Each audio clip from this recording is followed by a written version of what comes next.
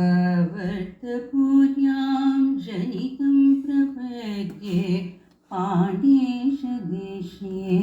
विधृतं प्रपद्ये अवर्तपूर्यां जनितं प्रपद्ये पाण्डेशदेशे विधृतं प्रपद्ये शोणाचलप्रस्थचरं प्रपद्ये शोणाचलप्रस्थचरं प्रपद्ये भिक्षुन्तपक्लेशसहं प्रपद्ये शोणाचलप्रस्थचरं प्रपद्ये भिक्षुन्तपक्लेशसहं प्रपद्ये रमणं प्रपद्ये रमणं प्रपद्ये रमणं प्रपद्ये रमणं प्रपद्ये रमणं प्रपद्ये रमणं प्रपद्ये रमणं प्रपद्ये रमणं प्रपद्ये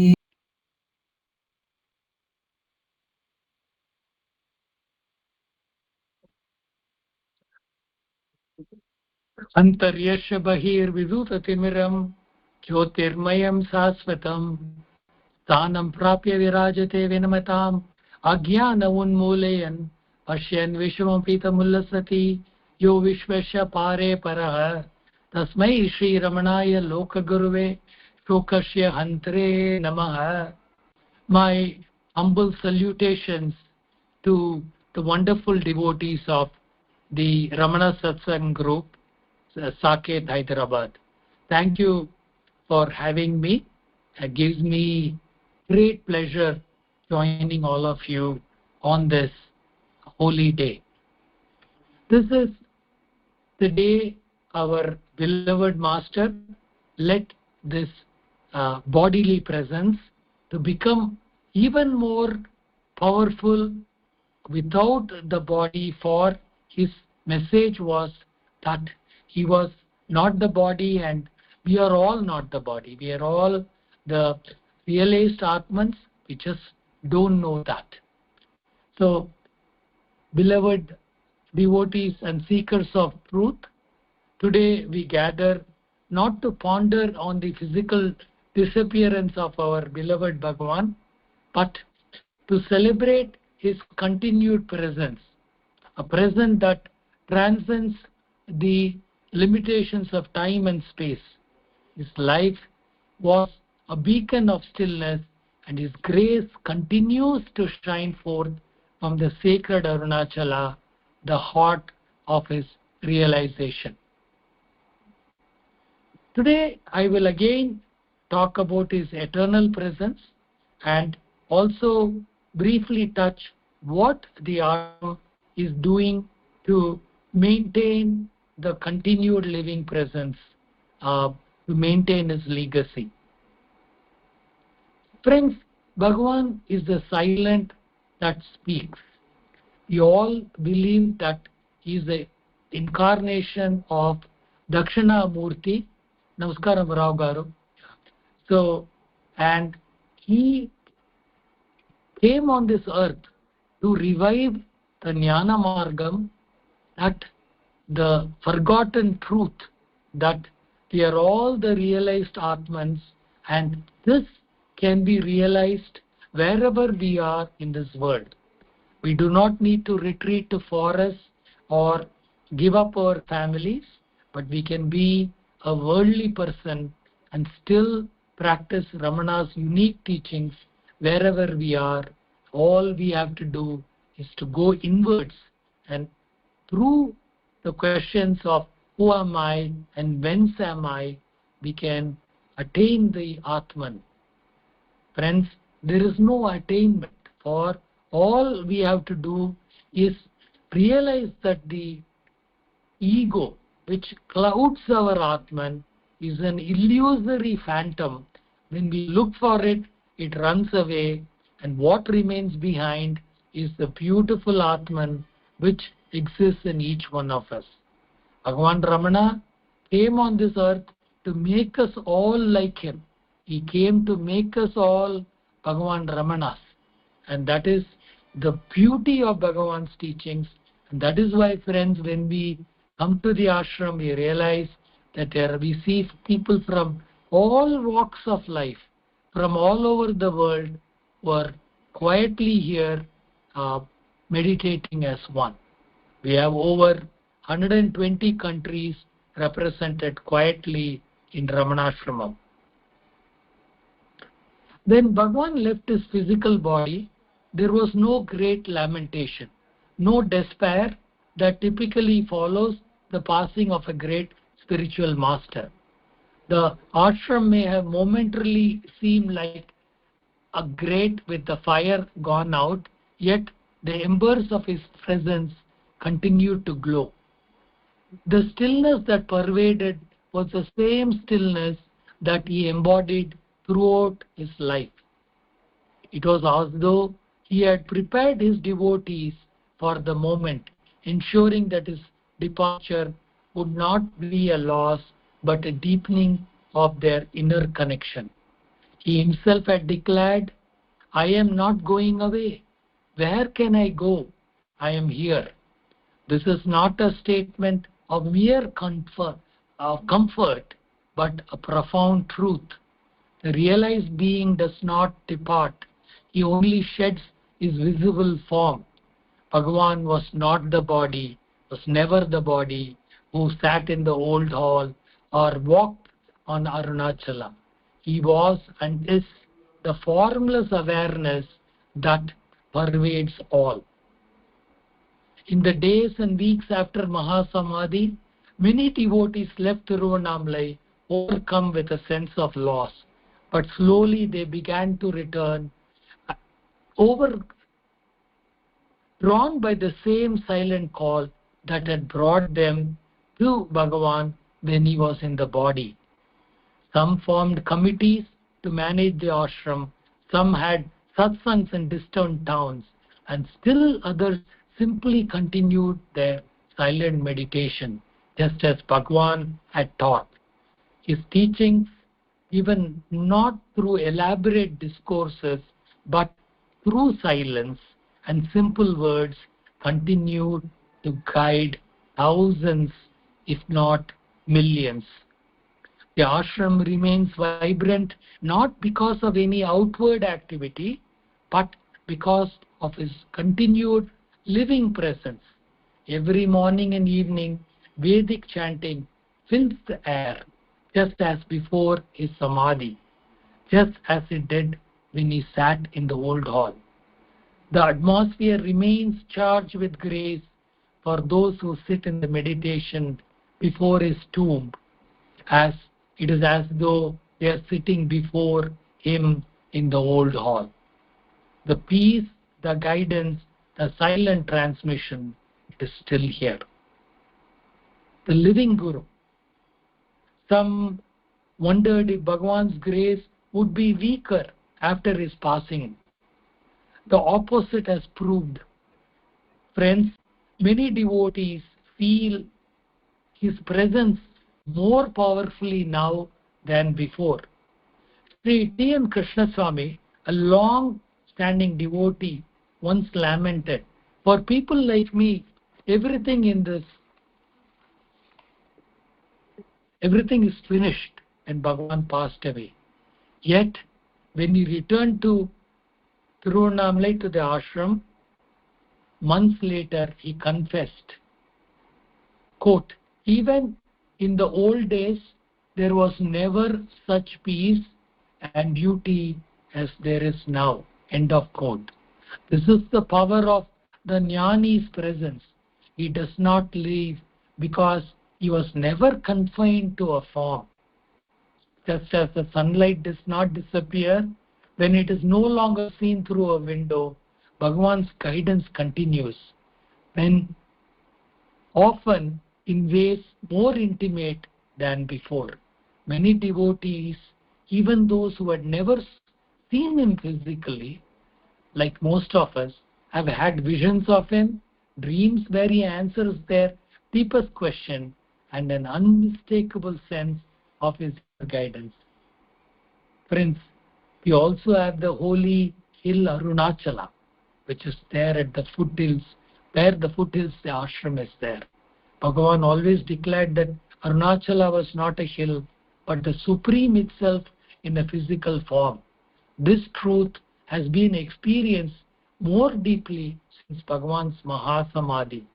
Even those who have doubted the spiritual power of Arunachala now feel its pull.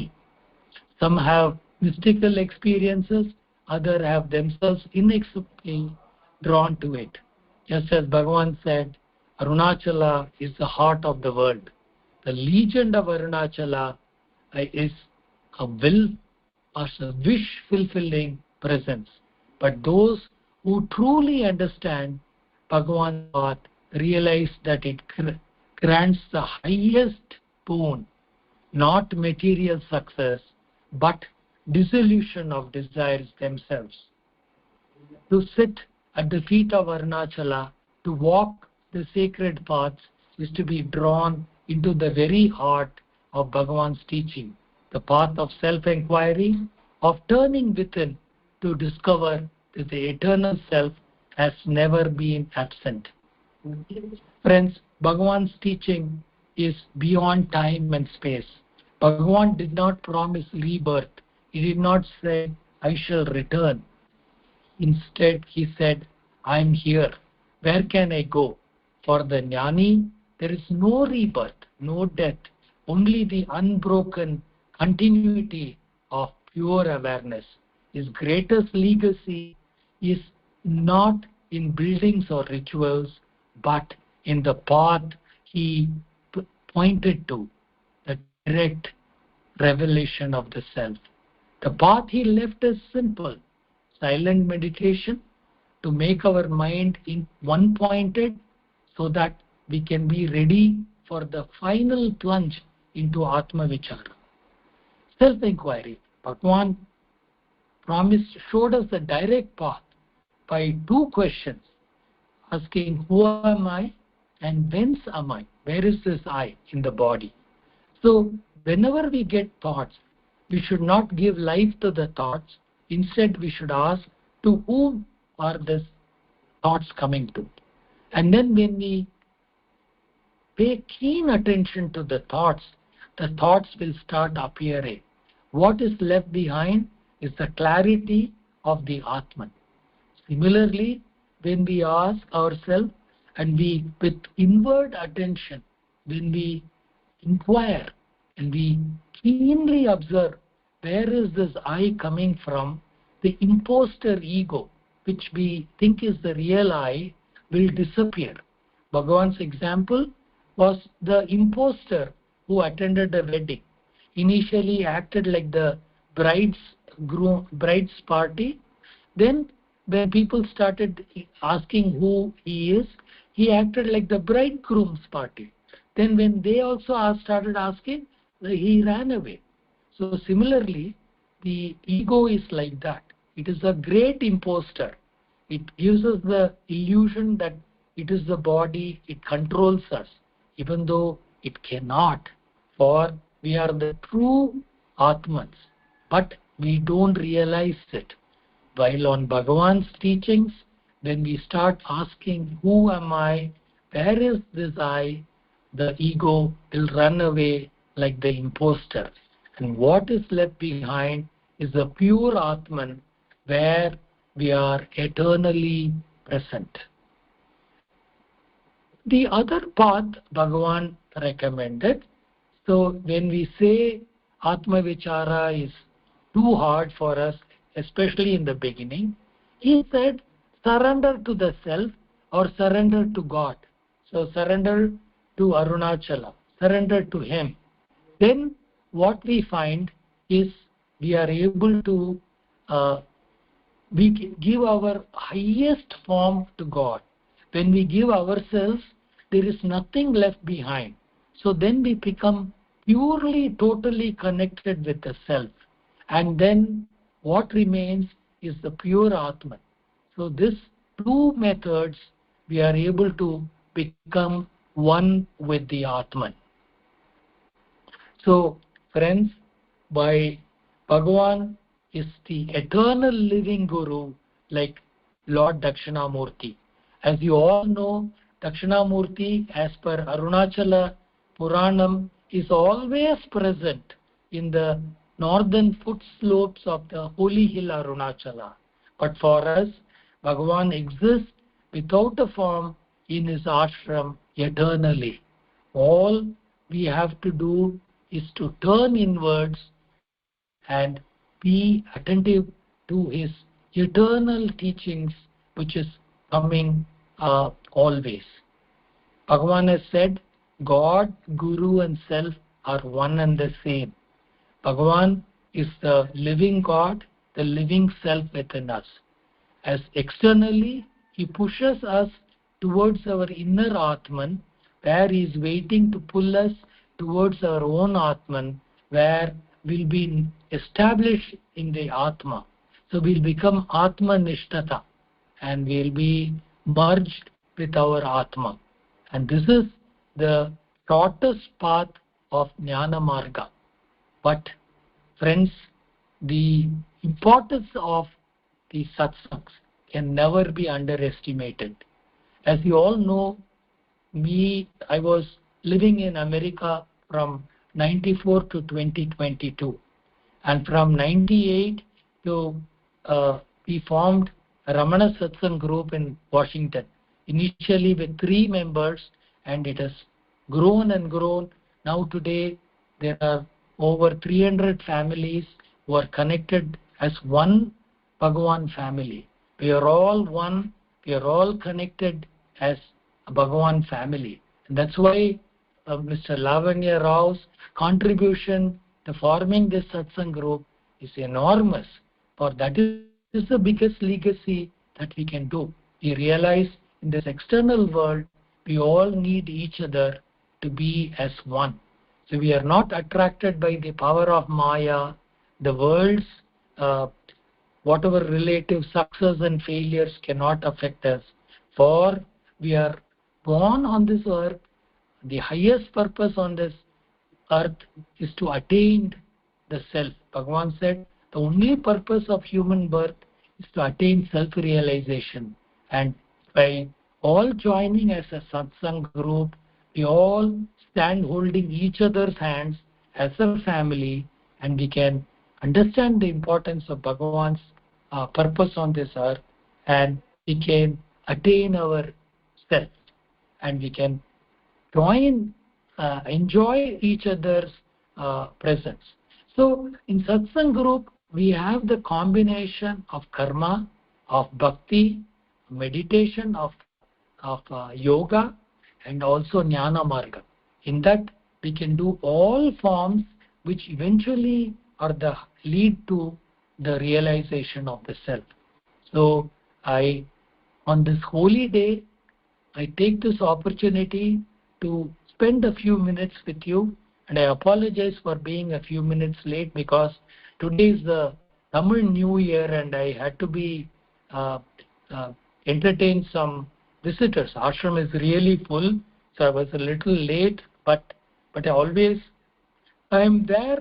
I like to be known as the president who enjoys the satsangs, for that has helped me tremendously on my life to practice the teachings of Bhagavan and to share his glory with ripe spiritual minds like you gives me the highest happiness. Friends, I leave you with one parting thought. You all did not discover Bhagavan.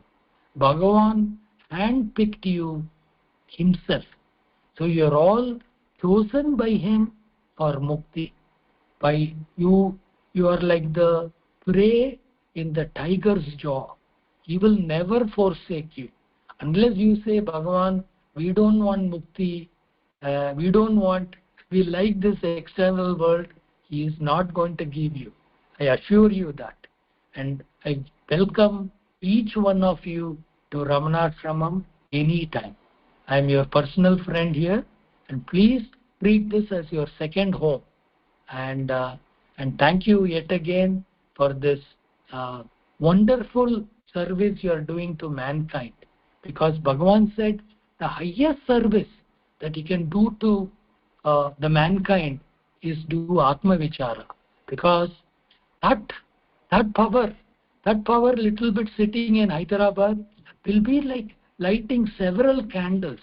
That energy will, without you knowing, will spread this highest truth gently, like the early morning dew on the earth.